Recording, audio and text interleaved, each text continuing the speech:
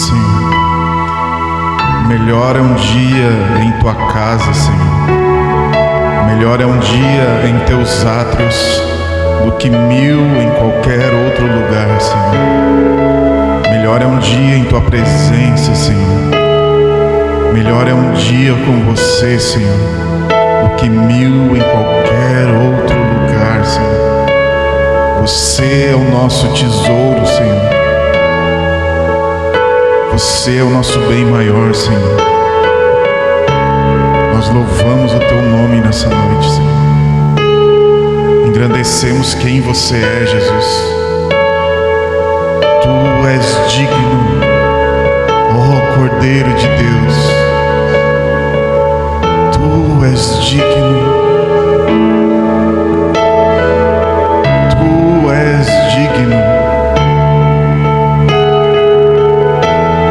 Não foi achado ninguém digno, Senhor. Nem no céu, nem na terra, nem debaixo da terra.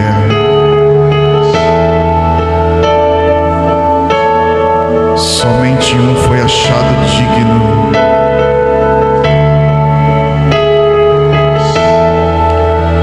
Só um foi achado digno.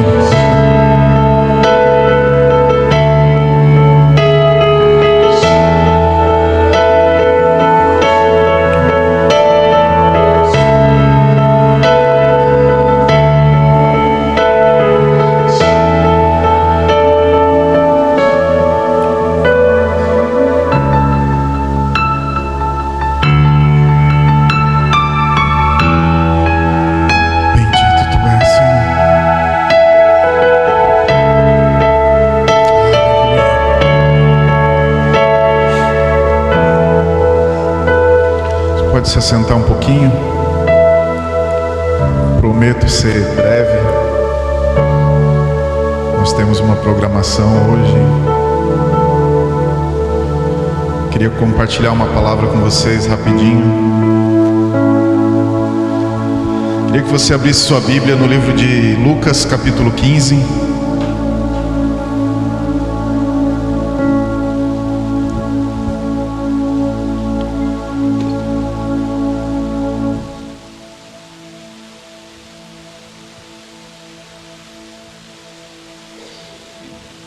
Evangelho de Lucas, capítulo 15, vai falar para nós de uma parábola que muitos de nós conhecemos como a parábola do filho pródigo, mas eu queria dar outro nome para ela essa noite, porque talvez esse não seja o melhor nome dessa parábola. Talvez algumas bíblias estão aí como parábola do filho perdido, alguma coisa do tipo. Mas antes da gente entender a parábola realmente do filho pródigo, que ela deve começar ali no versículo 11 de Lucas 15, nós precisamos entender um pouco o contexto que Jesus está falando aqui. Então eu queria ler esse capítulo a partir do versículo 1, para a gente falar um pouco sobre essa parábola essa noite. Lucas 15, versículo de número 1, diz assim: aproximando-se de Jesus todos os publicanos e pecadores para o ouvir. Os fariseus e os escribas murmuravam dizendo: este recebe pecadores e come com eles. Então Jesus lhe contou esta parábola: qual de vocês é o homem que, possuindo 100 ovelhas e perdendo uma delas, não deixa no deserto as 99 e vai em busca da que se perdeu até encontrá-la? E quando a encontra, põe sobre os ombros cheio de alegria, e indo para casa, reúne os amigos e os vizinhos, dizendo-lhes: alegrem-se comigo, porque já achei a minha ovelha perdida. Digo a vocês que assim haverá mais alegria no céu por um pecador que se arrepende do que por 99 justos que não necessitam de arrependimento. Ou qual é a mulher que, tendo 10 dracmas, se perder uma delas, não acende a lamparina e varre a casa e procura com muito empenho até encontrá-la? E quando a encontra, reúne as amigas e as vizinhas, dizendo: alegrem-se comigo, porque achei a dracma que tinha perdido. Eu afirmo a vocês que a mesma alegria existe diante dos anjos de Deus por um pecador que se arrepende. Jesus continuou: certo homem tinha 2 filhos. O mais moço deles disse ao pai: pai, quero que o Senhor me dê a parte dos bens que me cabe. E o pai repartiu os bens entre eles. Passando muitos dias, o filho mais moço ajuntou tudo que era seu, partiu para uma terra distante e lá desperdiçou todos os seus bens, vivendo de forma desenfreada. Depois de ter consumido tudo, sobreveio àquele país uma grande fome e começou a passar necessidade. Então foi pedir trabalho a um dos cidadãos daquela terra, e este mandou para os seus campos a fim de cuidar dos porcos. Ali ele desejava alimentar-se de alfarrobas que os porcos comiam, mas ninguém lhe dava nada. Então, caindo em si, disse: quantos trabalhadores de meu pai têm pão com fartura, e eu aqui morrendo de fome? Vou me arrumar, voltar para a casa do meu pai e lhe dizer: pai, pequei contra Deus e contra o Senhor. Já não sou digno de ser chamado seu filho. Trate-me como um dos teus trabalhadores. E arrumando-se, foi para a casa do seu pai. Vinha ele ainda longe quando seu pai o avistou, e compadecido dele, correndo, o abraçou e o beijou. E o filho lhe disse: pai, pequei contra Deus e diante do Senhor. Já não sou digno de ser chamado seu filho. O pai, porém, disse aos seus servos: tragam depressa a melhor roupa e vistam nele. Põe um anel no dedo e dê-lhe sandálias aos pés. Tragam e mate um bezerro gordo. Vamos comer e festejar. Porque este filho meu, que estava morto e reviveu, estava perdido e foi achado. E começaram a festejar. Ora, o filho mais velho estava no campo. Quando voltava, ao aproximar-se da casa, ouviu a música e as danças. Chamou um dos empregados e perguntou o que era aquilo. E ele informou: o seu irmão voltou, e por tê-lo recuperado com saúde, o seu pai mandou matar o bezerro gordo. O filho mais velho se indignou e não queria entrar. Saindo, porém, o pai procurava convencê-lo a entrar. Mas ele respondeu ao pai: faz tantos anos que eu sirvo o Senhor e nunca transgredi um mandamento seu, mas o Senhor nunca me deu um cabrito sequer para fazer uma festa com os meus amigos. Mas quando veio este seu filho, que sumiu com os bens do Senhor, gastando tudo com prostitutas, o Senhor mandou matar o bezerro gordo para ele. Então o pai lhe respondeu: meu filho, você está sempre comigo, tudo que eu tenho é seu. Mas era preciso festejar e alegrar-se, porque este seu irmão estava morto e reviveu, estava perdido e foi achado. Aleluia. Essa é uma passagem muito conhecida por nós, a famosa passagem do filho pródigo. Mas se você olhar bem no versículo 11, quando Jesus começa a falar essa passagem, vai dizer que esse homem tinha 2 filhos. Então eu queria mudar o nome dessa passagem para a parábola dos 2 filhos, porque me parece que é um assunto só que Jesus está falando ali. No versículo 11 ele diz assim: e Jesus continuou. Ou seja, Jesus estava falando um assunto para aquelas pessoas, e ele engata o mesmo assunto. Ele está falando uma coisa só. Então a gente não vai entender o contexto dessa passagem aqui, do filho perdido, ou dos filhos perdidos, sem entender esse contexto geral que Jesus está falando aqui.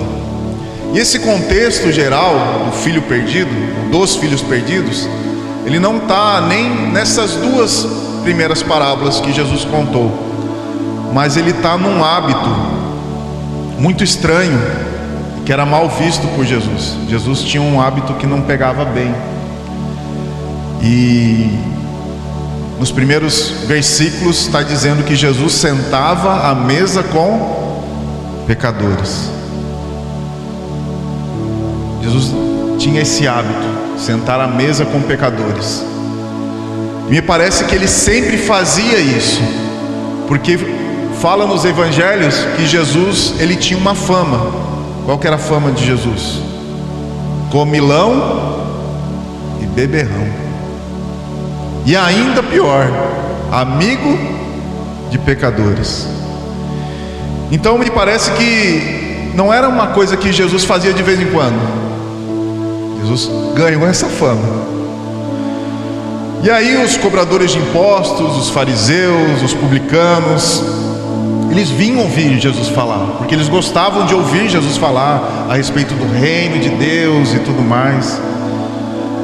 Só que eles falavam mal, eles murmuravam, porque Jesus se sentava à mesa com pecadores.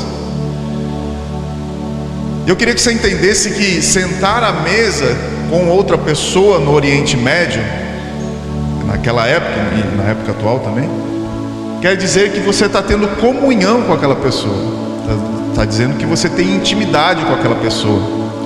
É mais ou menos, é mais profundo se hoje eu tirasse uma foto com o Flávio num churrasco e postasse lá no Instagram. O que você ia pensar? Ó, o Nuno e o Flávio estão juntos. É mais profundo que isso. Quando Jesus sentava à mesa, era que ele estava tendo comunhão. Então Jesus sentava à mesa com esses pecadores que queriam ouvir a mensagem dele, queriam ouvir a mensagem de Jesus. Então me parece que Jesus estava sempre comendo com pecadores. Jesus estava sempre num churrasco, comendo uma pizza no sábado à noite, uma macarronada no domingo de meio-dia. E aí Jesus estava ali comendo com eles. E aí Jesus começa contando essa parábola para esses fariseus, para esses publicanos que estavam ali. E ele diz assim: um homem tinha 100 ovelhas, perdeu uma. Depois ele encontrou a ovelha. E o que ele fez? Ele fez uma festa, porque ele encontrou essa ovelha. Jesus fala para eles: vocês não fariam isso? Logicamente. O povo de Israel tinha muita ligação com a ovelha, com o pastoreio. E aí ele vai dizer outra história. Agora vai falar do dinheiro. Ele vai contar uma história de uma mulher que perdeu uma dracma. Depois que ela encontrou a dracma, o que aconteceu com ela? Ela ficou muito feliz. E ela chamou as vizinhas, chamou todo mundo e fez uma festa. E aí ele vai dizer o quê? Eu afirmo a vocês que a mesma alegria existe agora diante dos anjos de Deus, porque um pecador se arrepende.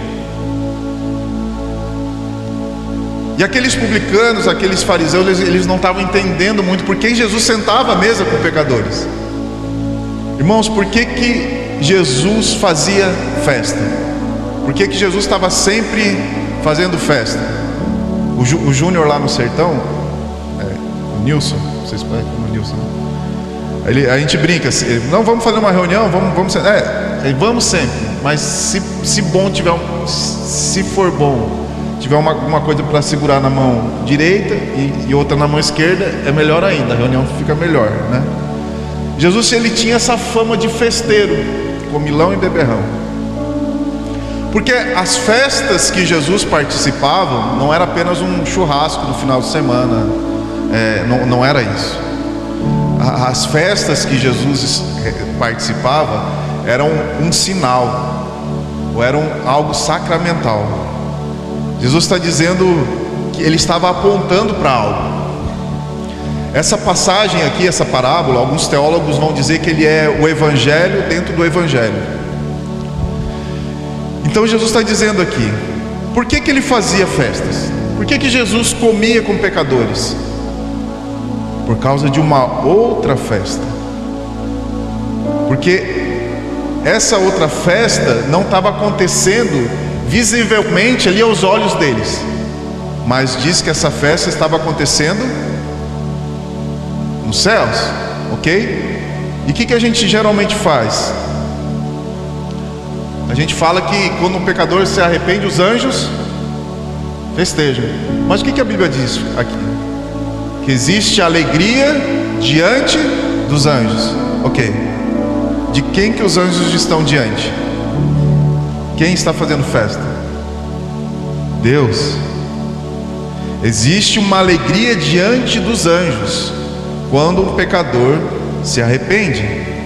Essa alegria, ela é de Deus. Lembra que Jesus, ele só fazia aquilo que ele via o Pai fazer? Então Jesus, comendo com pecadores, negando, e ali ele se arrependendo.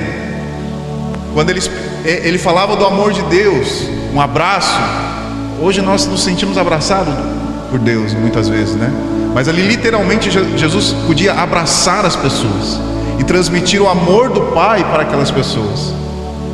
Só que Jesus, ele está apontando para uma outra festa. Que festa é essa, Nuno?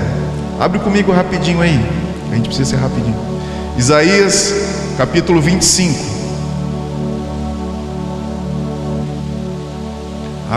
Abre aí no livro de Salmo, vai um pouquinho para frente. Isaías capítulo 25. Versículo de número 6 em diante.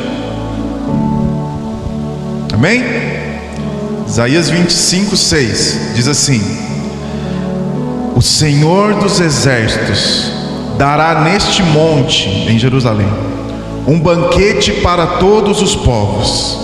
Será um banquete de carnes suculentas, ou na sua versão deve estar gordas, e vinhos envelhecidos, carnes suculentas com tutano, e vinhos envelhecidos bem clarificados. Neste monte ele acabará com o pano que cobre todos os povos, e com o véu que está posto sobre todas as nações.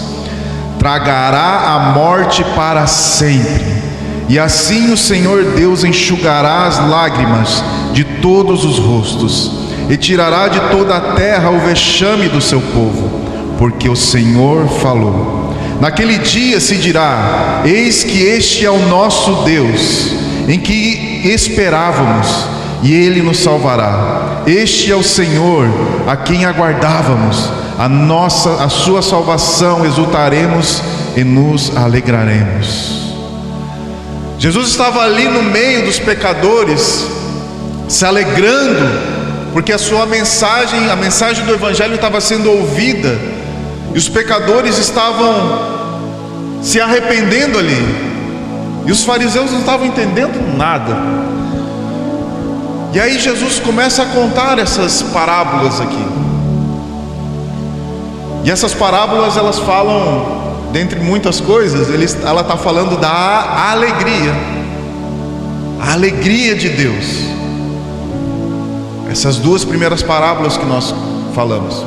Mas aí ele vai para uma terceira parábola. Versículo 11 diz que Jesus continuou, ou seja, ele continua o mesmo assunto. E essa terceira parábola, ela é um pouco diferente, porque ele não fecha o assunto. A parábola não acaba, parece. Na verdade, ela acaba com uma interrogação. Parece que ela não acaba. E essa parábola, ela vai falar sobre os dois filhos que estavam perdidos. E então nós sabemos que o filho mais jovem, ele chega para o pai e ele pede a sua herança. E acontece, o pai divide a herança. E isso naquela época era possível, tá bom? Assim como hoje, eu acho que é possível também. Mas não era normal. O normal seria que quando o patriarca da família morresse, quando o pai morresse, a maior parte da herança iria ficar com o filho primogênito, o filho mais velho, e o restante seria dividido entre os demais filhos. Como eram dois aqui, provavelmente foi assim que o pai fez. Uma parte maior ficou para o filho mais velho, e uma parte menor ficou para o filho mais novo. Então o filho mais novo pegou a sua parte, vendeu tudo e foi embora. E isso aqui é muito grave. porque era possível fazer essa divisão, mas pelo costume judaico, mesmo sendo feita essa divisão que o pai faria antes da sua morte, para que não houvesse briga entre os filhos, o patriarca ainda tinha direito de gerir esses recursos, essa herança toda. Ficaria ao cabo do patriarca continuar gerindo tudo isso. Então os filhos não tinham pleno poder na sua parte, mesmo após a divisão. Mas o que acontece é que na história que Jesus está contando aqui, o mais jovem pega a sua parte, vende as terras e vai embora com dinheiro. Isso é muito grave, porque tem um filho aqui que não está esperando ou não consegue esperar a morte do pai para ter acesso aos bens. Ou seja, ele mata o pai. É isso que acontece. Na sua mente, no seu coração, socialmente para as pessoas, é exatamente isso que acontece. E não é por acaso que ele vai para uma terra distante. O que é uma terra distante? Provavelmente ele foi para os gentios. Ele abandonou a sua terra, abandonou a sua vila, abandonou a terra de Israel, abandonou o seu povo e foi para uma terra onde os gentios habitavam.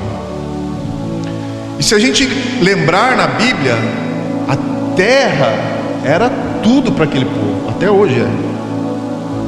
Lembra a promessa que Deus fez para Abraão? Abraão, eu vou te dar uma descendência e vou te dar uma terra. Ou seja, para o povo judeu, família e a terra é a bênção de Deus. A bênção de Deus está aí, na família e na terra. E esse homem, ele tinha seus filhos, ele tinha a sua terra, mas um dos seus filhos não quer nem a terra e nem a sua família. Imagina a humilhação que esse pai sentiu, porque os atos desse filho estão demonstrando que ele quer a morte do pai, porque esse pai está demorando a morrer e ele quer parte da herança. Então a gente sabe tudo o que acontece com esse filho. Ele vai em busca de uma felicidade. Vou ser feliz. Só que ele é alguém hedonista, amante de si mesmo, que ele foi buscar a sua própria felicidade. Porém, quando a fome vem, o dinheiro acaba, a fome vem onde ele está, ele tem que achar alguém da terra. Que humilhante, né? Alguém que tinha uma terra foi procurar alguém. E aí ele vai cuidar de porcos. Irmãos, porco para um judeu é um animal totalmente impuro. Ou seja, o fundo do poço era pouco para ele. E ele deseja comer as alfarrobas, as vagens que o porco comia ali. Ele estava totalmente afastado do seu povo, totalmente afastado da terra, estava vivendo como um imundo. Ele lembra que na casa do pai dele, até os empregados tinham muito mais do que aquilo que ele estava vivendo ali. E ele traça um plano. Tem um plano aqui agora. Vou dar um jeito. Vou retornar para a casa do meu pai e dizer a verdade para ele. E ele diz: pai, pequei contra o céu e pequei contra ti. Por que ele pecou contra o pai? Porque ele não disse para o pai, mas as atitudes dele demonstravam que ele queria o pai morto. Ele não queria o pai, ele queria os bens, ele queria aquilo que o pai poderia oferecer para ele. Então ele traça um plano de volta para a casa do pai. Eu vou pagar, porque eu vou virar um empregado do meu pai, porque ele queria pagar pela comida na casa do pai dele. Então ele retorna, e a Bíblia diz que o pai o avistou de longe. Você consegue imaginar o pai avistando o filho de longe? Me parece que esse pai estava na varanda de casa todos os dias, olhando o final da estrada, esperando que esse filho retornasse para casa, procurando o filho retornar todos os dias. Avistando ele de longe, o pai correu para encontrá-lo. Irmãos, um patriarca não corre. Quem corre são os meninos.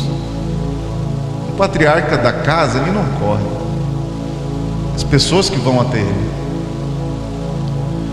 E aí ele chega e diz: pai, pequei contra céus, pequei contra ti. Mas lembra o resto do plano dele? Vou trabalhar. Ele não consegue. Ele não termina de falar. Ele não consegue dar. Ele tinha um plano, mas ele não consegue colocar em prática o plano, porque o pai interrompe ele. Ops, manda buscar a melhor roupa da casa. De quem que era a melhor roupa da casa? O pai. Manda buscar a melhor sandália da casa. De quem que era a melhor sandália da casa? Do pai. Põe um anel no dedo dele. E um anel naquela época, eu esqueci como é que é, um sinete, né? Agora eu lembrei, eu não estava lembrando. Mas era a marca da família. Quando você fosse assinar qualquer coisa, você colocava a marca da família. Qualquer documento era o anel. É isso que simbolizava. Ele estava pensando em voltar para a casa do pai como um empregado, mas ele nunca deixou de ser filho. E ele não conseguiu nem falar a proposta para o pai. Então, quando o filho retorna, o pai coloca ele de volta no seio familiar. E em seguida ele manda matar o novilho cevado, o novilho gordo, o mais valioso. Eu queria que você entendesse isso aqui, porque o pai não fez qualquer churrasco. O pai fez o churrasco, o novilho gordo. É alguns quilos e quilos e quilos e quilos de carne. Não era, foi a maior festa que aquele vilarejo já viu, foi nesse dia. A maior festa que aconteceu foi nesse dia. E aí chega o filho mais velho, que estava trabalhando, e ele escuta de longe aquela música e aquela dança. Lembra que era uma festa? Devia de ser uma festa, né? E aí ele pergunta: o que está acontecendo? Falam para ele o que está acontecendo. Ó, seu irmão voltou e tal. E ele se nega a entrar nessa festa. O filho mais velho, ele era um representante do pai, o primogênito. E a Bíblia diz que ele se irou. E se ele se irou e não entrou na festa, todos estavam vendo esse momento ali. E ele se negou a entrar na festa. E aí o pai sai da festa, vai atrás do segundo filho, implora para ele. E o que ele diz para o filho? Ou melhor, o que o filho diz para o pai? Pai, eu estou com você aqui, eu estou trabalhando para você como um escravo, eu estou aqui obedecendo todos os seus mandamentos, sempre, nunca deixei de te obedecer. Você nunca me deu um cabrito para eu festejar com os meus amigos. O que ele estava dizendo para o pai? Que ele queria a mesma coisa que o filho mais novo. Ele estava interessado naquilo que o pai poderia dar para ele. Só que como que ele queria acessar as bênçãos do pai? Obedecendo regras. Ele tinha o mesmo sentimento que o seu irmão. E ele fala: eu sou um escravo seu. Eu estou obedecendo aqui até o dia que eu vou chegar agora e ter o meu cabrito, ter o meu boi. Sabe quando a gente obedece às regras evangélicas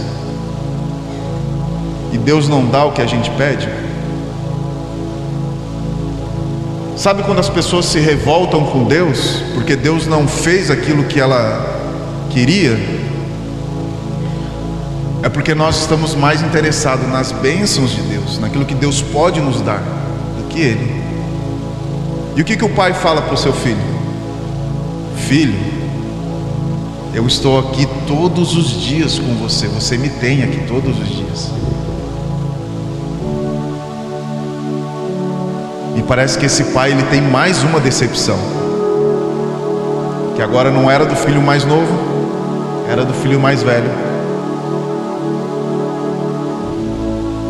Então o pai, ele tinha 2 filhos perdidos. Ele diz para o filho: eu estou aqui todos os dias, vamos festejar a volta do seu irmão. Essa história, ele tem 3 personagens: o filho mais novo, hedonista, amante de si mesmo, que queria ser livre, leve, solto, que queria buscar a felicidade a qualquer custo. Nós temos o filho mais velho, totalmente legalista, estava cumprindo regras, e através dessas regras ele queria chegar no mesmo objetivo que o filho mais novo. Os 2 tinham o mesmo objetivo.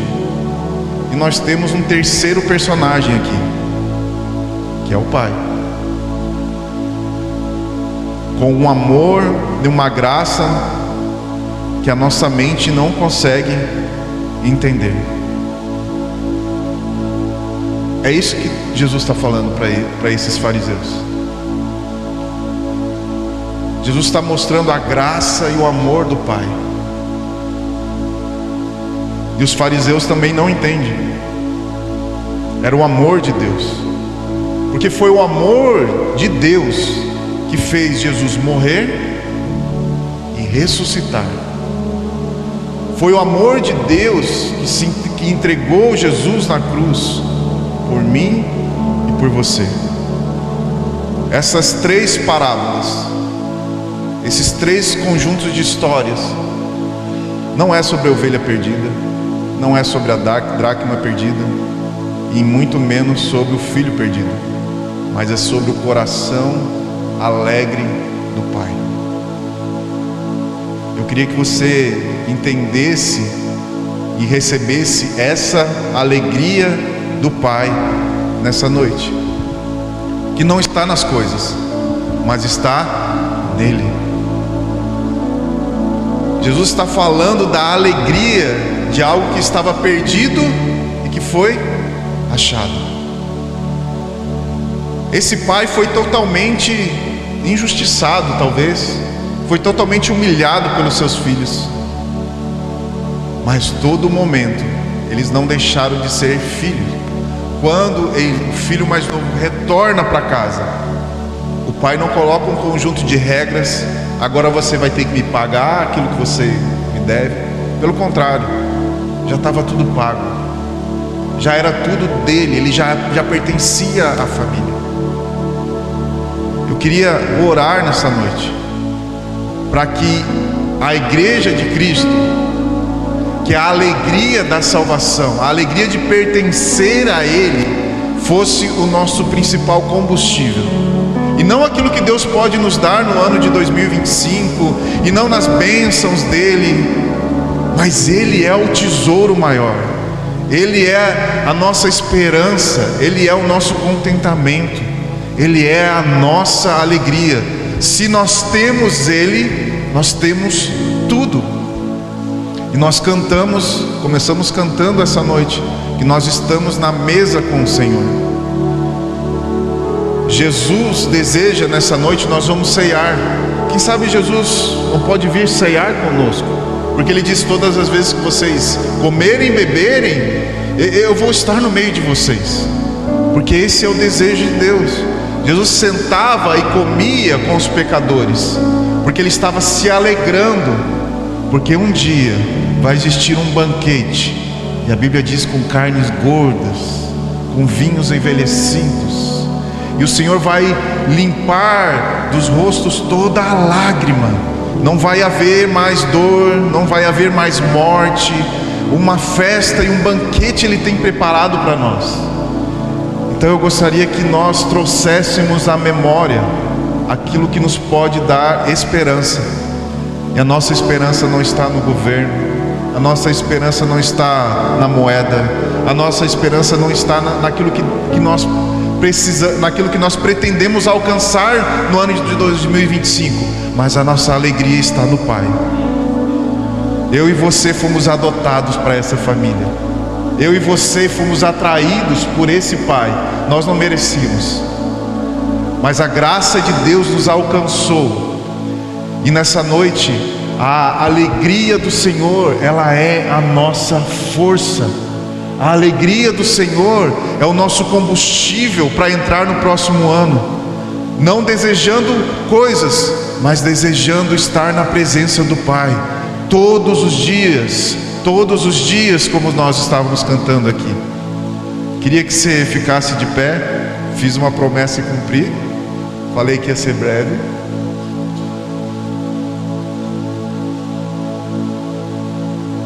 Fui muito breve.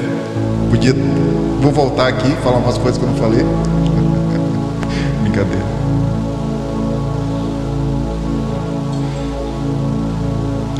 Se você está com a sua família aí, queria que você juntasse aí, abraçasse sua família. Se você está sem sua família, procura alguns irmãos. Eu queria que nós orássemos pelas famílias nesse momento, orássemos por nós como família, porque nós somos da família deste Pai, que o amor dele e a graça dele nos constrange. Nós não éramos merecedores de tanto amor, de tanta graça, e mesmo assim o Pai está aguardando todos os dias. Mesmo que você possa, talvez, como filho mais novo, um dia ter se afastado, querendo sua própria felicidade, ter ido para longe, gastado dinheiro, ou mesmo que você está dentro da casa e querendo obedecer regras para que, mandamentos evangélicos, para que o Pai te dê algo. Essa noite Ele quer nos mostrar que a presença dEle vale mais do que tudo.